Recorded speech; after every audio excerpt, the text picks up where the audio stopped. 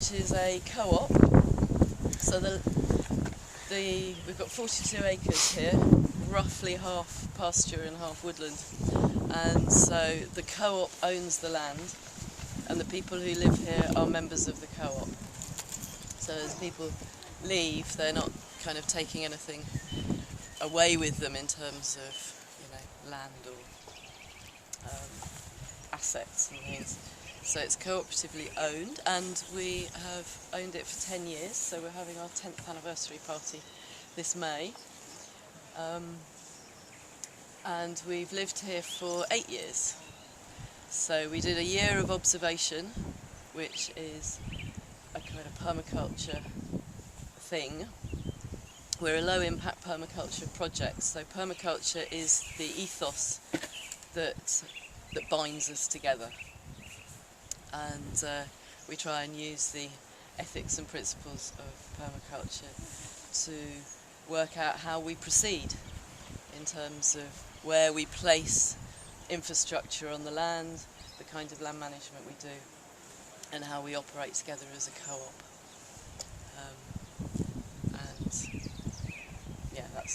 That's what guides us when possible. So we did a year of observation where we didn't touch anything in the first year. We just left everything as it was, with the same farmer grazing the land, and we didn't take anything out of the woods or build anything. And we did various surveys on the flora and fauna, looking at the weather, where the wind was and the sun and the frost and all that kind of thing, to inform our decisions on where to place things. Because a lot of permaculture is about the most beneficial placement of your elements, so that they interconnect and that you can get the maximum benefit from the minimum intervention in the ecosystem that's already existing. So you need to find out what that ecosystem is, and that includes things like neighbours and your surrounding geography as well. And in the second year we were kind of preparing to move on. We had to decide whether we could live here, whether this land was going to be able to support us without us having a negative impact. And so after 2 years we started building structures and moving ourselves up here. So that's where we started from. And at the beginning there was nothing here at all apart from pasture and hedges and some woodland that hadn't been managed or anything for, I don't know, decades. No obvious signs of management.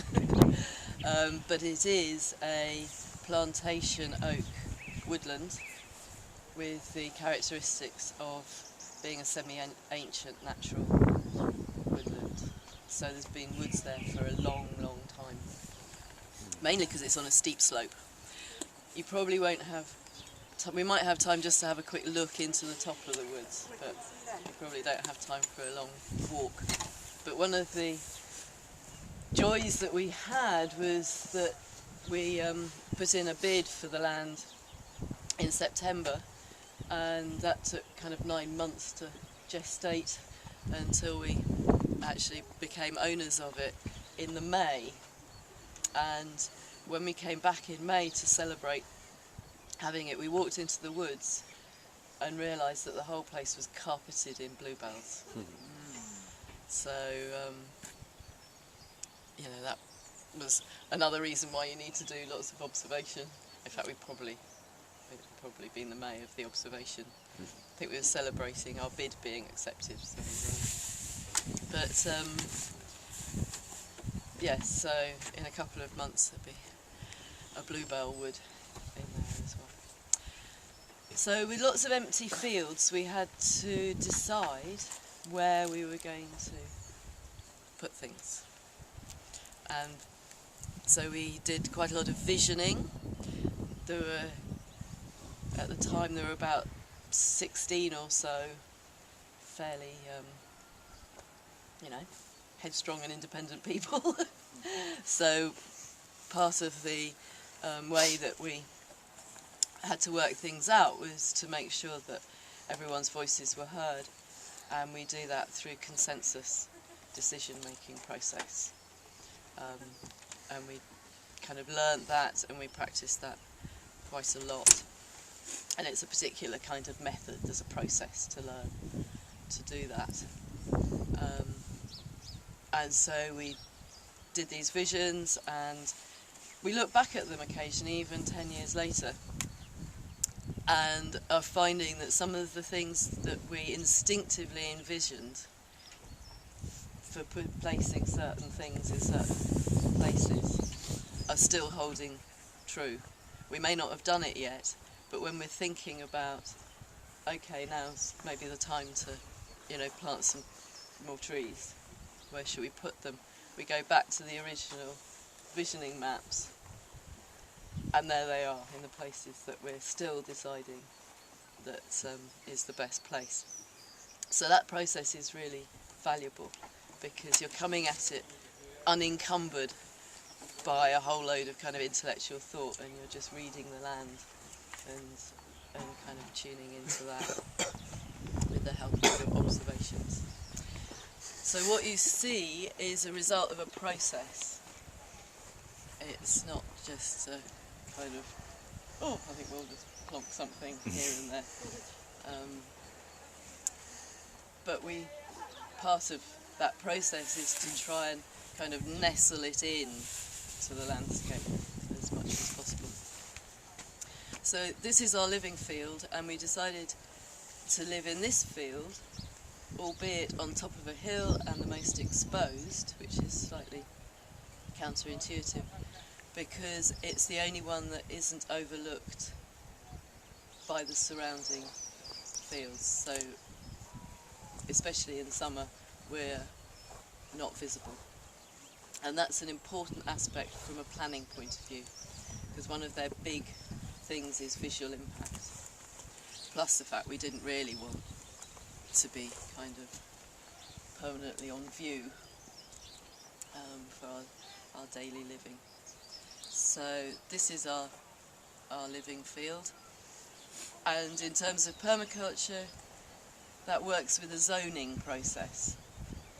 Zone 0 being your home and hearth.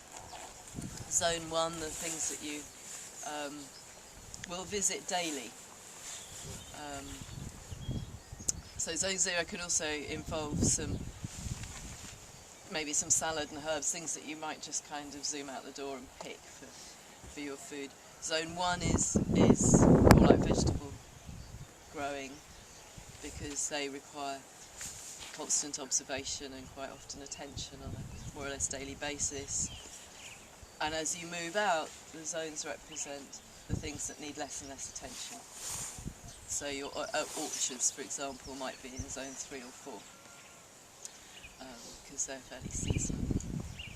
And then zone 5 tends to be wilderness.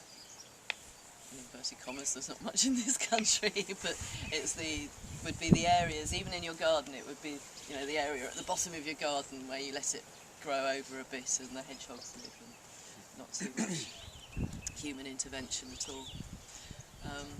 So that's another thing that informs this. So you could call this area zone 0, zone 1, but then around each house you might have a zone 0 and zone 1 as well, because people have their own vegetable plots.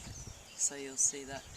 And one thing that we came out of the visioning was to arrange the dwellings in a kind of village green arrangement, which is the kind of very popular model for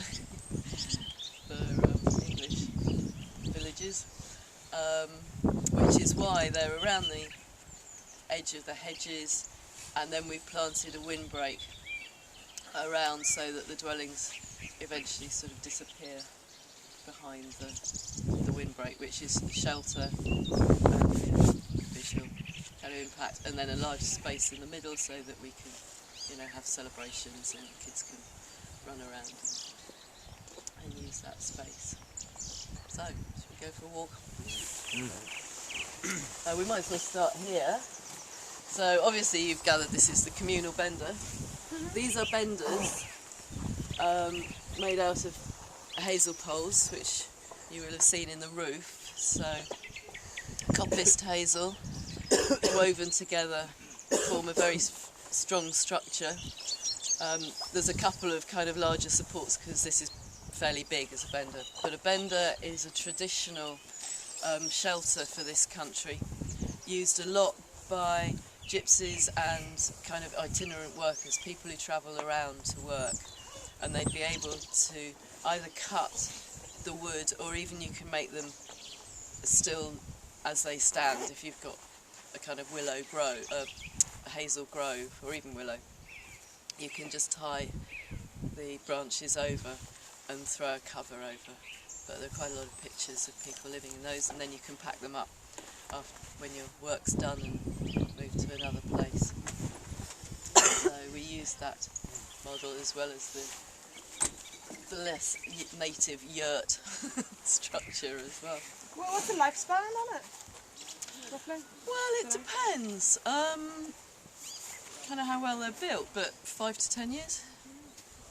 Yeah. This is the communal veg bed that's associated with the communal kitchen. It's done on a mandala pattern. 12 beds. 12 and 6 are perennials, Jerusalem artichokes, which aren't very popular, and asparagus.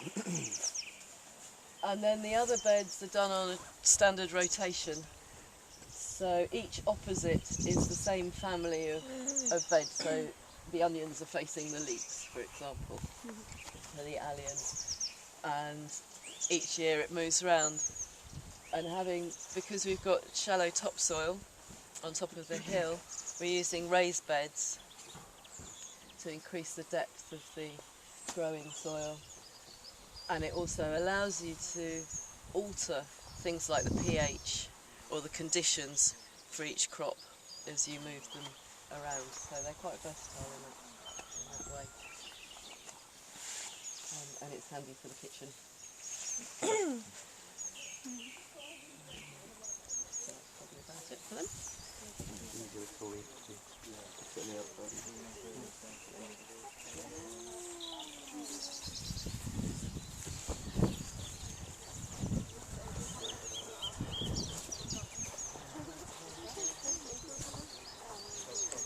Should we go see the goats?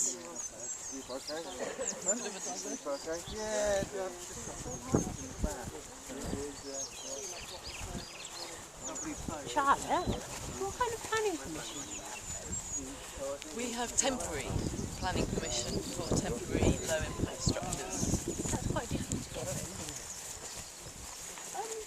Fairly, yeah. You have to fight for that. We had to go to appeal Yeah. and have a public inquiry. But the public round here were kind of like pro it. Quite a lot of them, not our immediate neighbours. How are they about it now?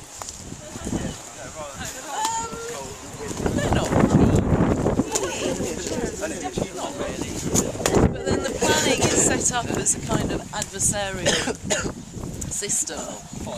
So each time we go for planning permission, so we've had to renew.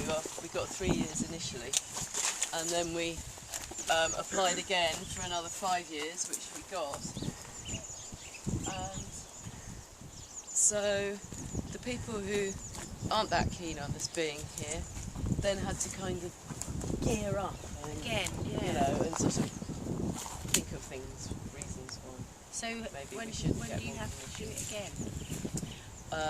We're 2 years into the 5, so another 3 years. Again. Do you think they'll ever just give you permanent?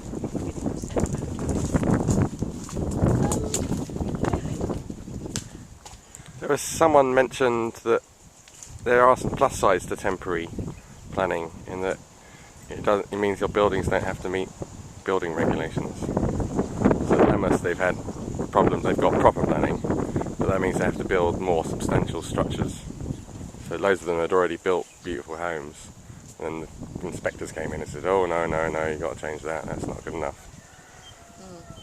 So that's what someone said last night.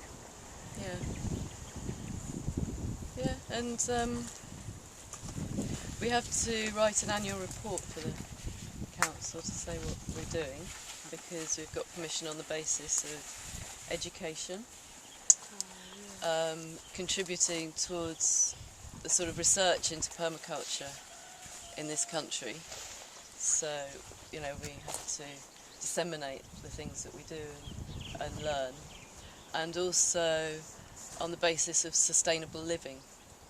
So the kind of low impact technologies and the ways that we live and the sort of trial and error things that we do is kind of feeding in to the wider body of knowledge.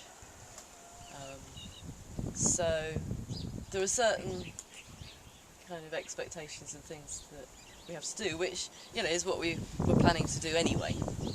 But we need to continue to do those, and there's, although it's, you know, obviously not hugely desirable, it does mean that it keeps the focus, and, you know, as time goes on and more people join, and it keeps that thread going, and the original sort of ethos of the project as well. And of course it's really important that it stays low impact, and I think it's really important that it stays with a permaculture focus. So those things just kind of embed that, because, you know, it's not difficult for projects to lose their initial focus, partly because it's quite hard work. So it's, you know, it swings about roundabouts, and you work with what you have, and it's amazing that we've got what we have got. So I'm happy to go with that. What's the opposition's argument to not wanting you guys here? Why are you having to battle against other people? Well, initially there was a, you know, sort of fairly understandable thing of credibility, and were we really who we said we were and going to do the things we said we were going to do. So people were worried that, you know, it might just be a rave venue or something like that. See where the goats are. The goats are all indoors. It seems like they haven't been milked yet. You can peer at them through the window, but I'm not going to let them out if they haven't been milked. I really want to. Oh, that's so funny. Hello. What are you eating? Hey buddies. Hello, kid.